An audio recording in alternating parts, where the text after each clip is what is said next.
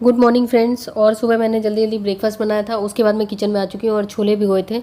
और सिर्फ छोले मैंने यश के लिए भिगोए थे क्योंकि कमल जी ने कहा था व्रत करूँगा, और फिर आज बोला सुबह सुबह कि व्रत नहीं करूँगा, मेरे से नहीं करा जाएगा, मेरे लिए भी बना दो। फिर मैंने छोले में आलू डाला है, लेकिन दोनों आलू नहीं इसमें डालूँगी, एक ही मतलब आधा आलू डालूँगी। वैसे मैंने ज़्यादा उबाल लिया है क्योंकि शाम को फिर अगर यश को कुछ खाना होगा तो बना दूँगी। और उसके बाद चावल बना रही हूँ, तो चावल थोड़े से बना रही हूँ। पहले मैंने सोचा था पुलाव बनाऊँ, लेकिन फिर मैंने सोचा चावल ही बना लेती हूँ। फिर मैंने कमल जी को बोला सब्ज़ी काटने के लिए, तो उन्होंने कहा पहले चाय दे दो। वही चाय के बिना काम नहीं होता। उसके बाद जो सब्ज़ी बना रही हूँ तोरी की, तो उसमें मैंने सरसों लिया है, थोड़ा सा जीरा और थोड़ी सी हल्दी और धनिया साबुत, तेज़पत्ता और लाल मिर्च, इन सबको मैं पीसूँगी। और ये तोरी, ये वाली तोरी जो एक ये वाली होती है और एक वो जो स्पंज गार्ड होता है वो वाला, तो ये सारे के सारे मुझे एक जैसे ही लगते रहते हैं। और ये छोले इधर बन रहे हैं, और ये पैन में मैंने इधर तेल लिया है। तो ये मैं सब्ज़ी की रेसिपी शेयर कर रही हूँ आपके साथ, जो गांव में बनती है। जैसे थोड़ी सी हींग ली है, थोड़ा सा तड़के के लिए सरसों लिया है, लाल मिर्च लिया है, और उसके बाद तेज पत्ता, जो बेसिक चीज़ें। उसके बाद मैंने ये आलू और तोरी कटा हुआ ये डाल दिया इसमें, और फिर इसको बिना पानी वानी के इसको चलाना है, नमक इसमें डाल के, और थोड़ा अच्छी तरीके से उसको भून लेना है। जब ये थोड़ा सा गोल्डन टाइप का हो जाएगा, उसके बाद हम इसमें मसाले ऐड करेंगे। तो इसको मैंने ढक के रख दिया था। अब ये थोड़ा सा सॉफ्ट हो गया है, और थोड़ा सा पानी डाला था मैंने, एक दो छोटा सा ढक्कन, जिससे ये बर्तन में लगे ना, मीडियम आंच पे। और इधर मैंने ये पकोड़े वगैरह के लिए बेसन तैयार कर रही हूँ, क्योंकि पकोड़े वगैरह बना रही हूँ, और पकोड़े मैं आलू वगैरह के बना रही हूँ। तो आज जो भी खाना बनाऊँगी तो सारा खाना भगवान को भी भोग लगेगा। तो वैसे भी प्याज लहसुन तो मैं कम ही, बहुत ही कम डालती हूँ, मतलब रेयर ही डालती हूँ, लेकिन जब भी डालती हूँ तो सुबह के टाइम नहीं, तो ये तो भगवान को भोग लगेगा, तो इसलिए सवाल ही नहीं उठता। इसमें टमाटर पिसा हुआ डाला है मैंने, ये 1.5 से 2 टमाटर। और उसके बाद ये मसाले जो हमने पीसे थे वो डाल दिए। तो सब्ज़ी हमारी पक चुकी है, मतलब आलू हमारे सॉफ्ट हो चुके हैं। उसके बाद मसाले डाले हैं मैंने इसमें, और मसालों को अच्छी तरीके से चला के फिर इसको ढक देना है। और जब तक अच्छी तरह खुशबू ना आने लगे, तब तक इधर मैं पकोड़े बनाने की तैयारी मैंने कर ली थी। अब मैं फटाफट से बना लेती हूँ। तो आलू के और परवल के बना रही हूँ मैं। तो आलू के तो कमल जी को भी पसंद है, और यश को भी, और परवल का सिर्फ कमल जी ही खाते हैं। तो ये पकोड़े जो होते हैं, ये इस टाइप के पकोड़े हमारे यहाँ ट्रेडिशनली बनाए जाते हैं। कोई भी जो शुभ काम होता है या कोई भी मेहमान आता है, तो इस तरह का, इसको तरुआ बोलते हैं, अलग अलग चीज़ों के बनाए जाते हैं। और ये जो है, इसमें मैं थोड़ा सा ना कश्मीरी लाल मिर्च डाल रही हूँ, जिससे कि इसका कलर जो है ना सब्ज़ी का थोड़ा अच्छा आ जाए। और ग्रेवी में चाहें तो थोड़ा सा ज़्यादा पानी डाल सकते हैं ताकि पतला हो जाए, जैसे चावल वगैरह के साथ खाने के लिए। लेकिन मैं थोड़ा थिक रख रही हूँ क्योंकि 2 ही लोग हैं खाने वाले, इसलिए। तो सब्ज़ी हमारी तैयार हो गई है, और ये मैंने बनाए हैं चावल, और ये पकोड़े और छोले वगैरह भी सब बन चुके हैं।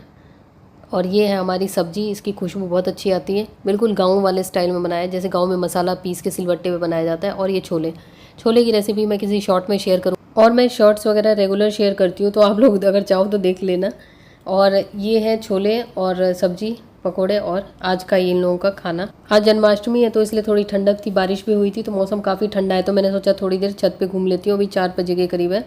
फिर नीचे आई हूँ मैं, नीचे आके फिर मैंने ये मखाने को ये ड्राई रोस्ट किया है। उसके बाद ये काजू वगैरह इन सबको भी थोड़ा थोड़ा करके भून लूँगी, काजू बादाम, और उसके बाद थोड़ी सी किशमिश, और उसके बाद थोड़ा सा सौंफ। ये सब चीज़ें आप अपने हिसाब से कम ज़्यादा कर सकते हैं। लड्डू बना रही हूँ मैं, तो बस इन सब चीज़ों को हल्का भुनना है, बहुत ज़्यादा नहीं भुनना है जिससे कलर ना चेंज हो। तो उसके बाद जिससे कि इतना ही भुनना है जिससे कि इनका जो कच्चापन होता है वो हट जाए और थोड़े से क्रिस्पी हो जाए। और ये नारियल को मैंने ग्रेट किया था, ये आधा नारियल है, उसको ग्रेट किया था। तो बस पैन में थोड़ा सा मैंने घी लिया है, और ये लड्डू मैं बना रही हूँ, गुड़ में बना रही हूँ। तो गुड़ मैंने लिया है 200 से 250 ग्राम गुड़ लिया है, और 300 से 400 ग्राम करीब मखाने लिए थे मैंने।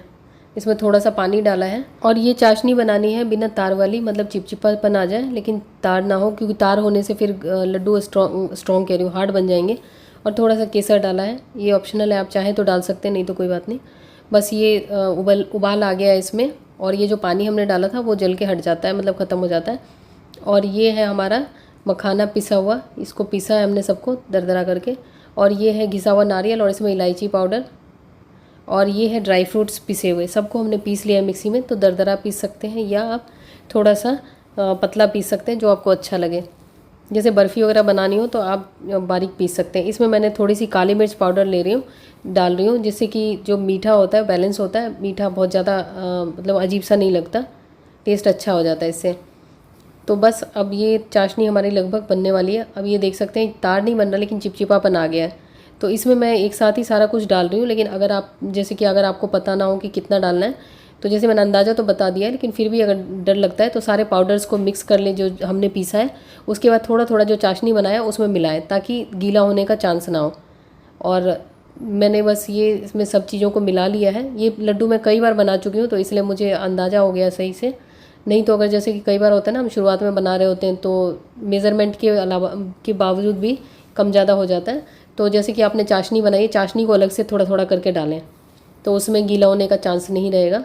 और चाशनी कम पड़ जाए तो चाशनी फिर से बना कर डाल सकते हैं। बस इसको हमने अच्छी तरीके से मिला लेना है, जैसे जिससे कि सारी चीज़ें अच्छी तरीके से मिक्स हो जाए। आप चाहें तो इसे चीनी की चाशनी में बना सकते हैं, पर गुड़ का ज़्यादा सही रहता है। मैंने अभी जो भी ज़्यादातर मिठाइयाँ बनाई हैं या तो गुड़ में बनाई है या मिश्री जो होती है धागे वाली उसमें बनाई है। सफ़ेद चीनी से वो सही रहती है। तो ये लड्डू छोटे छोटे से मैं बना रही हूँ हाथ में घी लगा के। और ये लड्डू काफ़ी अच्छा इसका टेस्ट रहता है।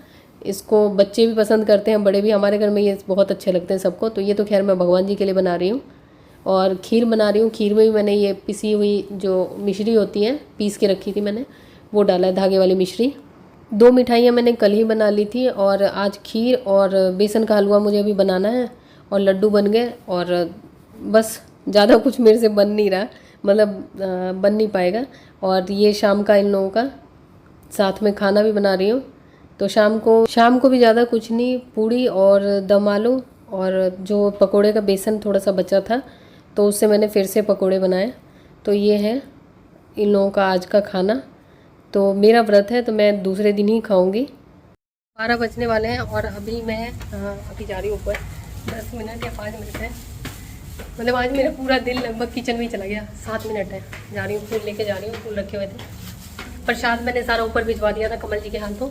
मैंने कहा जब तक दिया हुआ जला के रखना, तब तक मैं आ रही हूँ। पहुँच गई और मैंने ये सूट पहना है, सूट देखिएगा, हाँ ये वाला। और आ गई अब मैं भगवान के पास। पूजा करके मैं नीचे आ चुकी हूँ और इस प्लेट में मैंने प्रसाद निकाल लिया है। ये भगवान जी की प्लेट नहीं है, ये यश और कमल जी के लिए निकाला है मैंने प्रसाद। तो ये बेसन का हलवा और खीर तो मैंने आज बनाई है और ये लड्डू आज बनाए हैं। और बाकी 2 मिठाइयाँ मैंने कल बनाई थी, तो ये दूसरे चैनल पे मैंने इसकी रेसिपी शेयर की थी। तो यही सब कुछ मैंने आज बनाया था जन्माष्टमी के लिए। Welcome back friends. और 12:30 हो गए और जो भी मैंने मिठाइयाँ बनाई थी उसमें से येलो कलर का जो था वो मुझे थोड़ा सा डाउट हो रहा था कि पता नहीं क्या बनाए, सही बनाए नहीं बनाए। और दूसरे चैनल पे, अनुपमा झा चैनल पे, मैंने वो मिठाई बनाने का वो डाला था तरीका। तो मुझे समझ में नहीं आ रहा था कि ये सही बनाए नहीं बनाए, लेकिन खाने के बाद कमल जी ने बताया कि सबसे अच्छी ये बनी है और बाकी सब सही बनी थी। तो बस यही आज जन्माष्टमी का ब्लॉग था। और बाकी मुझे एक चीज़ जो आपको दिखानी थी, जो किचन की चीज़ें मैंने कुछ खरीदी है, वो मैं कल आपको दिखाऊंगी। तो कल इस ब्लॉग को कंटिन्यू करूँगी। तो आज तो मेरा पूरा दिन लगभग किचन में ही चला गया। तो चलिए अब सुबह मिलती हूँ। और पूरे दिन मैंने साड़ी पहन के सारा काम किया, घर का सारा, किचन का, सारे घर का काम कर लिया। उसके बाद जब शाम को, मतलब नहाने के बाद फिर से जब भगवान की पूजा करनी थी, फिर मेरे हिम्मत ने जवाब दे दिया कि फिर दोबारा साड़ी बांधने की हिम्मत नहीं पड़ी। फिर मैंने ये सूट पहन लिया। वही मैंने कहा कि पूरे दिन जन्माष्टमी में साड़ी पहनी और अभी शाम को सूट। तो चलिए कल सुबह मिलती हूँ आपसे। Welcome back friends. मैंने सोचा सोने से पहले आपको दिखाई दूँ मैंने क्या क्या लिया है। तो मैंने लिया है ये 3, ये सिरामिक का है। तो ये मैंने मतलब दूसरे चैनल पे भी दिखाया था, तब तक आ गया था ये। और इसकी क्वालिटी काफ़ी अच्छी है, ये आपको दिख रहा होगा, फिनिश भी अच्छी है। तो ये 3 का सेट लिया है मैंने। तो ये मुझे 500 समथिंग का पड़ा है, मतलब अंडर 600 है ये। तो इससे अच्छा क्या हो सकता है, और साइज़ अच्छे हैं। तो ये 3 लिया है मैंने। उसके बाद सॉस के लिए मैंने ये 4 बॉल्स लिए हैं। तो ये मैंने जो लिया है ये 318 रुपये का पड़ा है मुझे। तो इससे सस्ते वाला भी था, लेकिन मुझे इसका जो डिज़ाइन और कलर, और जैसे मेरे पास बड़ी वाली सिरामिक की प्लेट है तो उसके साथ ये मैच हो जाएगा, तभी मैंने ऐसा लिया है। नहीं तो फिर दूसरे कलर का लेती, जैसे मल्टी कलर्स, तो फिर मैच नहीं होते। तो ये लिया है और ये इस टाइप का है ना, एवरग्रीन कलर चलेगा सब पे। तो ये मैंने 4 लिए। अगर मुझे लिंक मिलेगा तो मैं दे दूंगी। और एक और चीज़ मैं बताना चाहूँगी, अगर हम मीशो से सामान लेते हो तो अपनी गारंटी पे, मतलब मैं आपको रिकमेंड नहीं करी, मैंने ये लिया है, ये बता रही हूँ।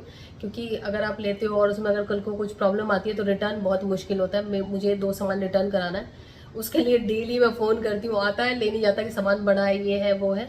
तो ये चीज़ का ध्यान रखना। बस ये है कि सामान कई बार होता है ना कि बहुत ज़्यादा सस्ता मिलता है तो ले लेते हैं, लेकिन ये है कि लेने के बाद है ना, ये मतलब एक्सपेक्ट मत करना कि हाँ अच्छा ही आए, या अगर नहीं अच्छा आए तो रिटर्न होगा।